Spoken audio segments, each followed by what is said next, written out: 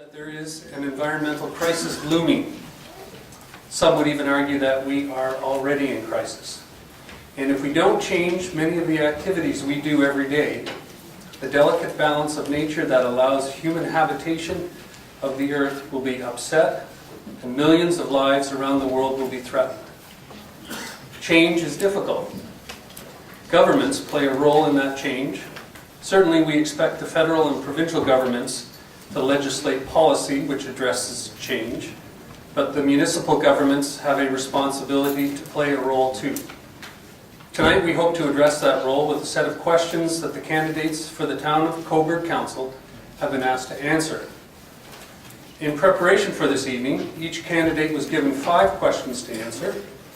Each one has responded in writing, and these answers will be posted on our website, sustainablecobourg.ca, later this evening or tomorrow morning. So the 2 questions that they're not answering from the ones we posed to them, they will also be available online. Candidates will answer 3 of those questions, as well as some of your questions in this forum tonight. So let's begin with introductions. First of all, I'm Rick Nonnekes. I'm the president of Sustainable Cobourg. Other board members of Sustainable Cobourg are Jeanette Johnston. Jeanette, are you in here or out there? Oh, there's Jeanette right there. And Vice President, Jeanette is Vice President. Gigi Ludorf-Weaver, and Gigi was out in the lobby welcoming you. Randy Alvin, who's not here this evening, he's working, he's the treasurer, and Rich Tyson is vice-all, and he's also away at it. The protocol for this evening, we have our 3 questions that we're going to pose. The candidates have 2 minutes to answer each of those questions.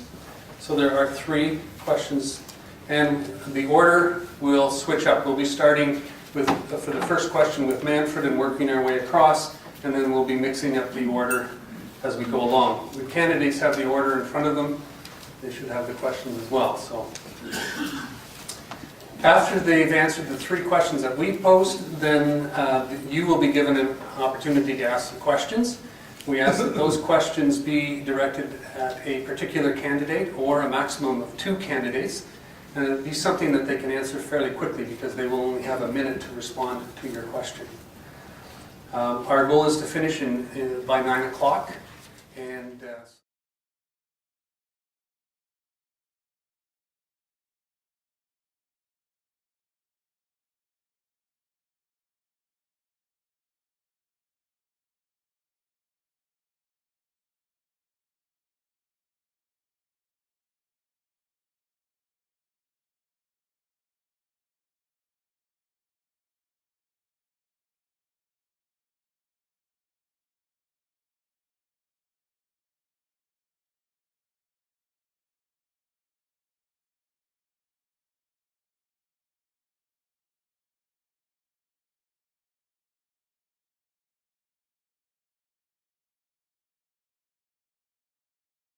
adopted an amendment to the official plan.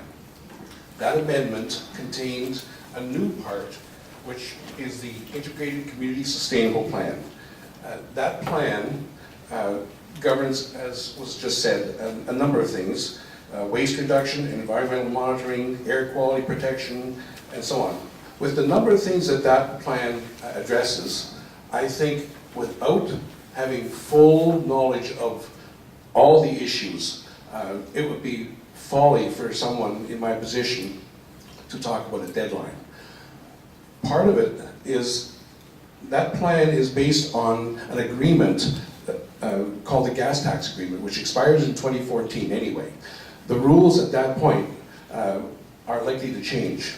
If we were to set a deadline and then have the rules that are involved change partway through, it would eliminate, or it would actually void some of the discussion. It would make it irrelevant. It could make it irrelevant. So to put a deadline before that would be foolish, and to put one for after that, how do we do that if we have no idea what's coming down the line from the province? So I don't think a deadline is useful. I think it will discourage thorough discussion. I think deadlines are necessary, And I think once we have all the information and we know what we're trying to do, then we can set a deadline. But you can't arbitrarily set a deadline.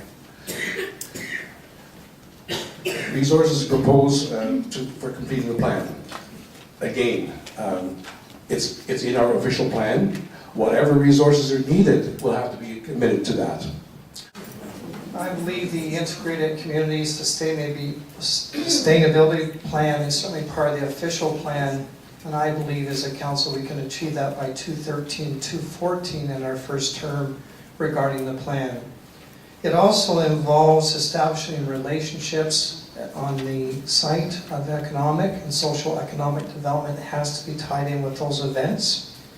In terms of resources, I think it's critical that we work with commercial, industrial sector, Ganaraska, provincial agencies, town councils, sustainability committee, and the public. And doing that, I believe we can create a plan that has both short-term, mid-term, and long-term goals. Resources need to be identified. And then from that point, I believe it is imperative for us to set not only targets, but measurable targets. And in so doing, as we work through the process, and the process will be long-term with members of Cobourg's community, I believe as we work to this, I see us in future developing a charter for the town of Cobourg. Very similar to the charter that was developed in Surrey, BC, although they're a city of 360,000, I feel we can develop the same charter. Thank you. I'd like to see the meat of this plan, in fact, by at least 2012. I think it's something we can push hard for and get Cobourg's part of this done. We don't need to wait for the province to say, this is what they're doing. We can push ahead with this ourselves. We can put part of this in place. To help to complete some of this plan, the county has to be on board here. They started a program, I think a year ago, regarding waste reduction, as in composting. This plan has gone nowhere. They started it in certain communities, but they haven't moved ahead with it. We should be able to be part of that. To involve the community, everybody has to be on board with this. It's not just councils. Everybody here has to be part of this. They have to want to do this.